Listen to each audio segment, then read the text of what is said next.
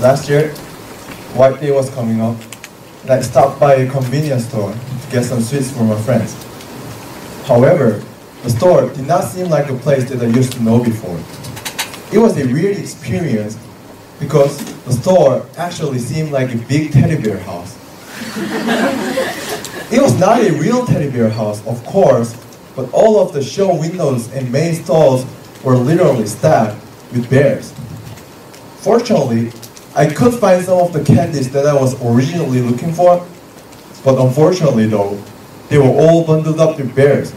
So I gave it right away, since I really didn't want to spend a fortune for that. The convenience store quickly got back to its original shape when I got back there the very next week. There were no more teddy bears, blooming flowers, and fancy wrapping papers. And we have a question to draw at this point. Why are all those companies so enthusiastic with holiday seasons? It is that they just want to pry into and handle our deep consciousness upon economical decision making. Maybe you will not buy a triple-priced teddy bear in the convenience store.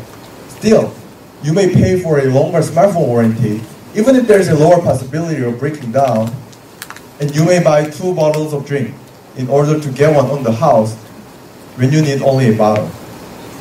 All of these can be explained by behavioral economics, which means your economical irrationality. And no one is actually entirely free from this. And this is also what all those retail companies are so obsessed to deal with. So people live everyday lives and they encounter some series of situations that have potential threats that lead them to overpay, exceed monthly budgets, or buy stuff they don't really need. And all those teddy bears and other fantasies I met last year in the store were the typical examples of those series of threats that persuaded me, or enticed me in, I can say, to make irrational decisions. Unfortunately for sellers though, I deliberately gave up the chance of embracing the bulky teddy bear in my arms because I knew what was going on and what would happen if I agreed with the chance. So by now you may be curious how to deal with your own encounter with sweet prophecies next time.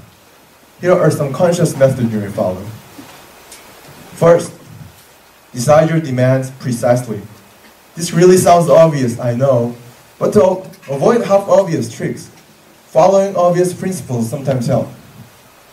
So you make a simple list in your mind before you come into contact a real economical situation.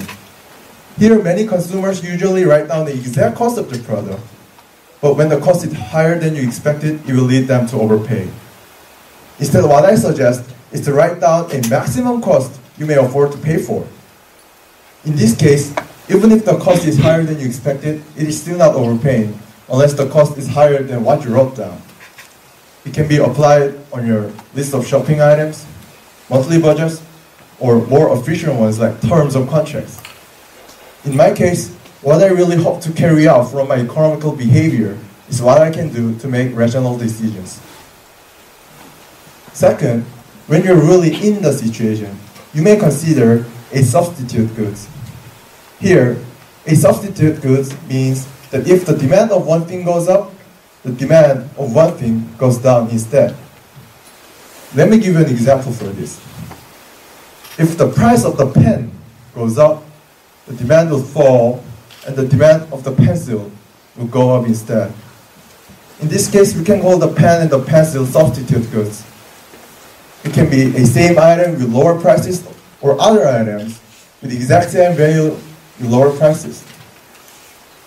One guy in the store I met last year actually bought the teddy bear there, and I can say it was impulsive because the very moment after he entered the store, his eyes were all driven by the intensive attractiveness by the teddy bears. And I wondered how much it was. So I searched through the internet. That guy could have bought the same teddy bear, spending only 3/4 the price, even including shipping fees. And bears aren't the only way to deliver emotions sometimes. I mean, I could buy some nice chocolates there, spending only 10% of what the guy has spent. And still, I could treat my dozen friends and they're very happy with it. Lastly, the most important thing is that you can review what or how you actualize this behavioral logic. This is kind of a subsequent project you can hang on to after you carry on your economical decisions. And this is also when your previous list comes alive once more. So you look through this list and your actual behavior, compare them to check whether you spend much or less. Here, spending less does not always mean that you did a good job, because maybe you have failed to achieve all you wanted. Spending more than you expected does not sound great either.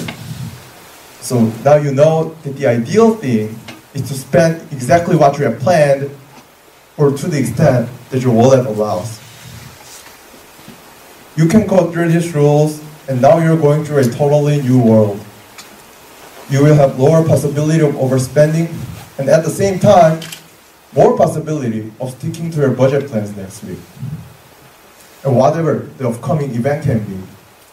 It can be your father's birthday, first year anniversary with your girlfriends or boyfriends, or Christmas, a couple of days later. You will be much disillusioned by the skillful, attractive fantasies those presents are giving out. Release, search, and resolve. Say big goodbye to the teddy bears right away. Thank you.